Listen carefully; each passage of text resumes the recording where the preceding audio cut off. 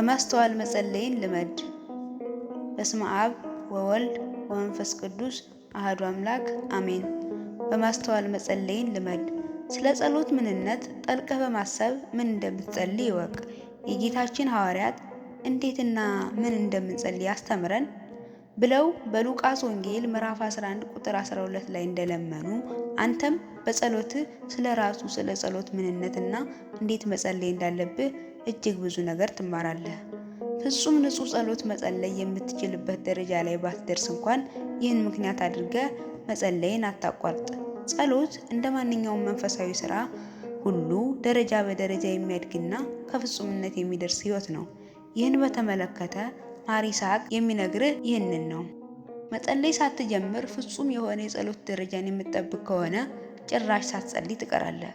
ምክንያቱም ከንጽህናና ከፍጹምነት ደረጃ ላይ መድረስ የሚቻለው ባለማቋረጥ በመጸለይና በመጽናት ብቻ ነው።